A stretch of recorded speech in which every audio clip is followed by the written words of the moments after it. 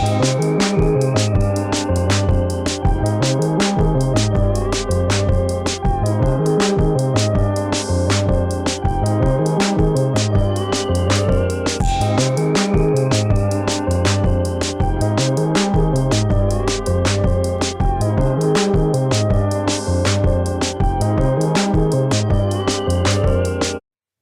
yo, yo. What up, everybody? Welcome back to the show. It's your boy Kenny coming at you solo dolo once again.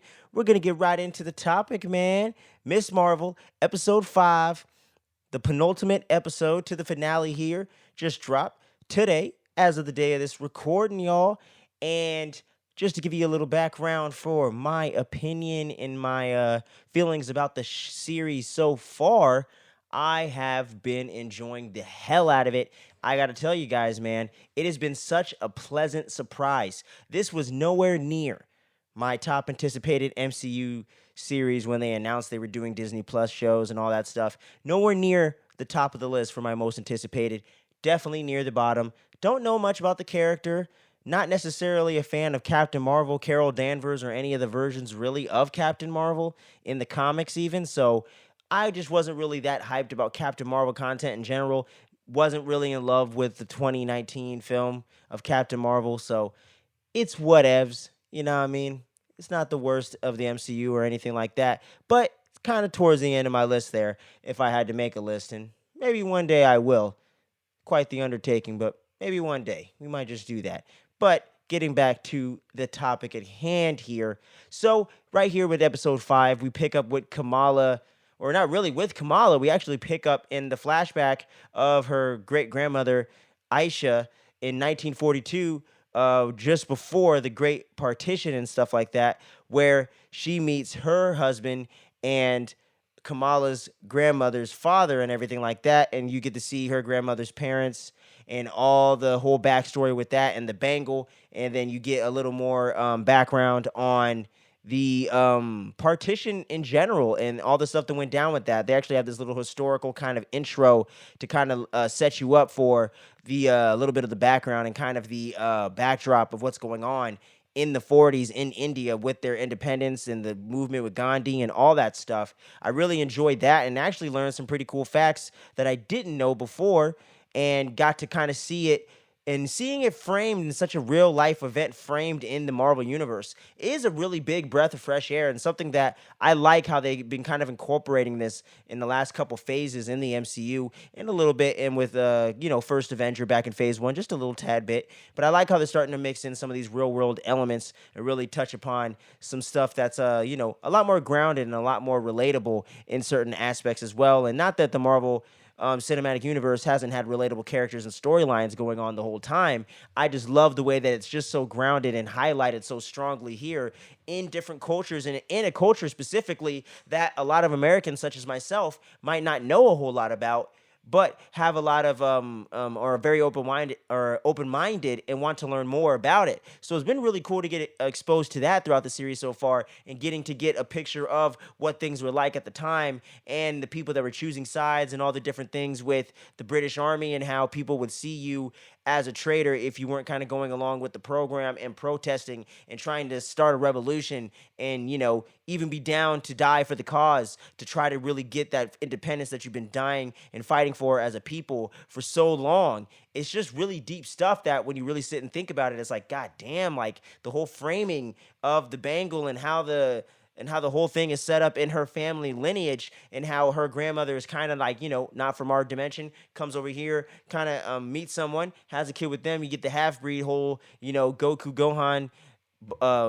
Chi-Chi stuff going on. And then bam, and then you get this whole lineage of the Khans all the way down to Kamala herself. And then we jump back into the present. And the one thing with that segment of the show and that transition, I do feel was a little rushed and sloppy there and kind of jarring a bit when you kind of jump into a flashback in 1942 when you were kind of like left with Kamala on top of that train at the Great Partition. And I get they're kind of setting up the loop of how she got to that moment and her being there in that moment helps save her grandmother and helps their lineage get to survive in kind of a weird Back to the Future 2 time loop sort of way without creating a tangent timeline, let's hope. TVA's watching. You know what I'm saying? You got Owen Wilson over the corner there, he got Mobius, man. He's on my ass. You know what I mean? Just created another variant timeline, man. I'm over here causing Nexus events all over the place. But anyways, but yeah, so that whole segment there was kind of a weird transition to kind of get us back to the present because you pick up with a flashback and then all of a sudden you're back with Kamala and you're then sometime in a little bit in the middle there, I was kind of wondering like, what the hell, what's going on with Kamala right now? I like the backstory, don't get me wrong. It is a nice, compelling, and somewhat sweet story as well. But overall, I was just a little bit like, damn, where's Kamala? What's going on with the actual current plot, right? So then we jump back into the present, and obviously we saw that Kamala somehow, either physically or somehow in telepathically, I don't know, but somehow she traveled back in time, and now she's back in the present of the MCU timeline, 2025 or some shit as it is, and she's back in the present, and then Kamran's mother and the other villains and stuff, the other clandestines or whatever, get up, and Kamala's trying to fight them off a little bit, and then she ends up opening up a portal that is that actual portal that they need to get back to their dimension. Once one of the associates of Kamran's mom steps up to it, though, they get frozen Medusa style in like stone or like almost like kind of like those